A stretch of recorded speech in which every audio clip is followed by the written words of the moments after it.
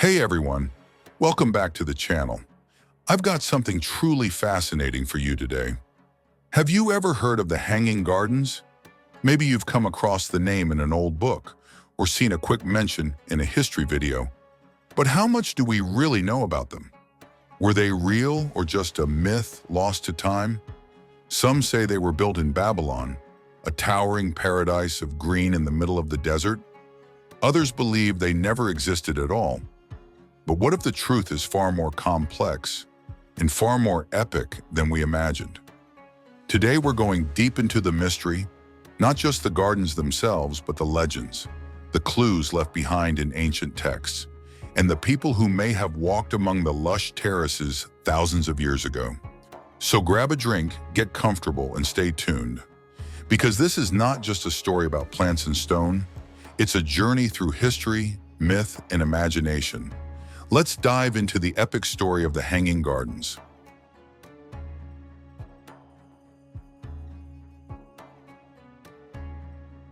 Long ago, in the cradle of civilization, between the mighty rivers Tigris and Euphrates, rose a city that glimmered like a jewel under the Mesopotamian sun, Babylon. Its walls were legendary, so thick and so vast that it was said chariots could race along their tops. Its gates, most famously the Ishtar Gate, shimmered with lapis lazuli blues and golden beasts of myth, lions, bulls, dragons. This city was no ordinary place. It was the heart of an empire, a hub of trade and innovation, of worship and warfare. The sounds of merchants haggling, priests chanting, and workers hammering echoed through its streets. Gardens bloomed in courtyards, temples towered over the neighborhoods, and the ziggurats reached toward the gods. But towering above all achievements was its ruler, Nebuchadnezzar II, a name that thundered across the ancient world. A man of might, intellect, and grand vision. He was a builder, a conqueror, and a king obsessed with making Babylon not just the greatest city in Mesopotamia, but the greatest city the world had ever known. Nebuchadnezzar's reign was long and filled with ambition, but even kings must marry. His bride came not from Babylon, but from the distant land of Media, modern-day Iran. Her name was Amytis. Amytis was no passive ornament to the throne. She was a mountain princess, born among forests and cold rivers, where pine trees grew tall and the winds carried the scent of rain. Her homeland was green, lush, and cool, a sharp contrast to the flat, hot plains of Babylon. She came to Babylon for peace, for alliance, for the joining of great houses. But though she arrived with dignity and grace, the change in landscape struck her deeply. The sun was harsher, the earth dry and cracked. The vast desert offered little shade, no rolling hills. Though her new home was splendid in its own right, her heart ached for the whispering trees and winding brooks of her homeland. Nebuchadnezzar noticed. He, the man who had commanded armies and raised temples, found himself unable to ease her sorrow. She did not speak it aloud, but he could see it in her eyes, the longing for something lost.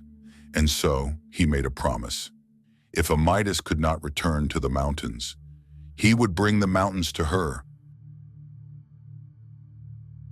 The idea was mad, ambitious, unheard of. To raise a mountain in the middle of a desert city? To make it green, alive, blooming? To make water flow uphill and trees rise from stone?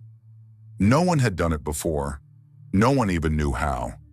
But Nebuchadnezzar was not a man who feared the impossible. He summoned the greatest minds in his empire, architects, mathematicians, masons, engineers.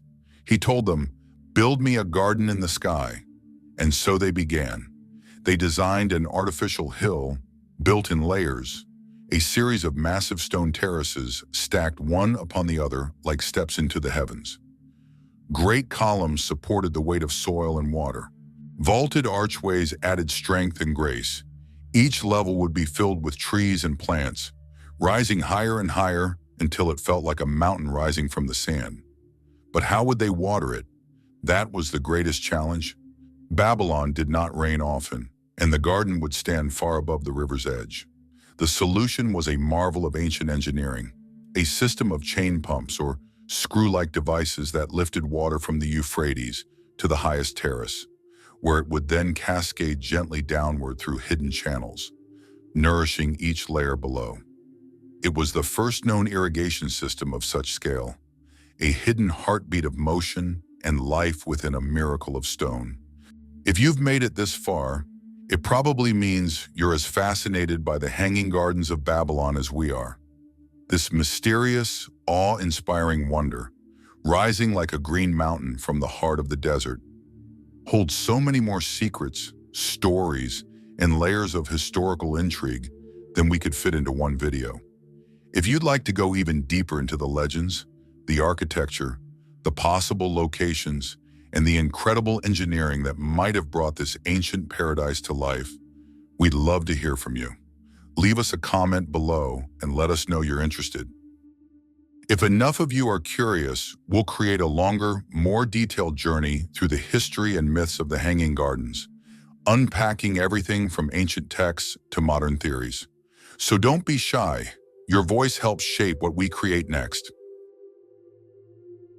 As the terraces rose, so too did the dream. Soil was brought in from far away, rich, dark, and full of life. Soon the first seeds were planted. From every corner of the empire, rare and beautiful plants arrived. Amidas's homeland sent fir trees, oaks, fragrant shrubs.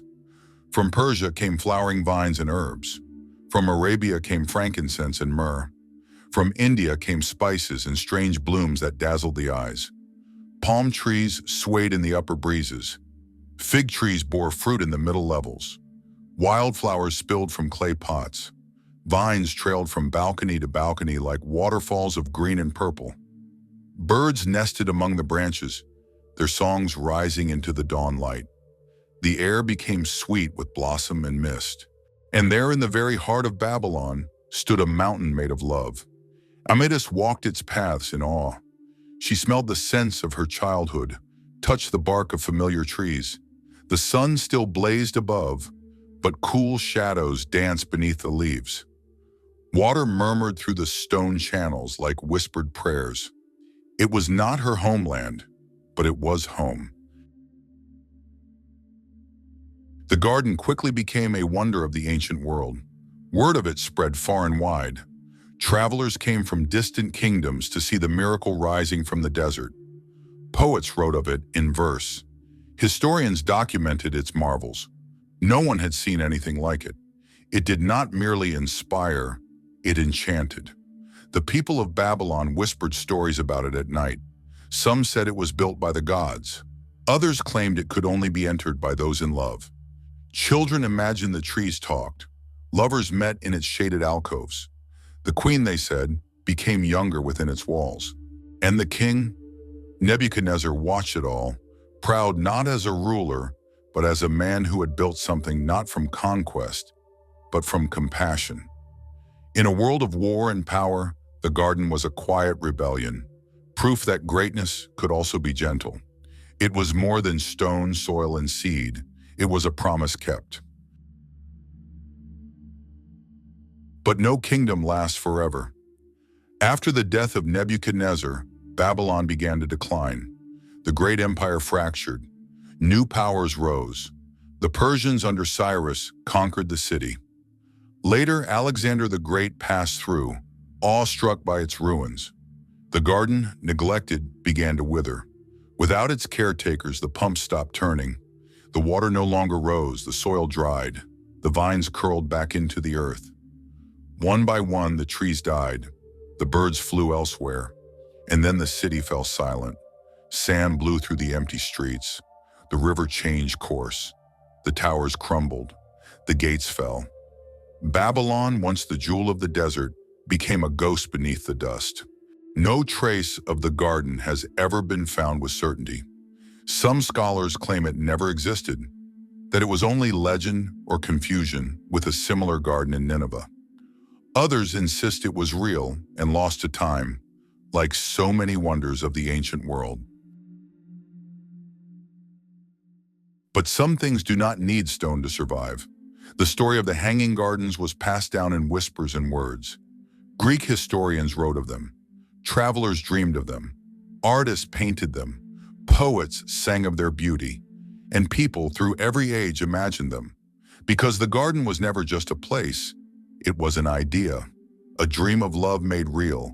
A vision of beauty raised against all odds. A mountain in the sky built not for glory or war, but for the soul of one person.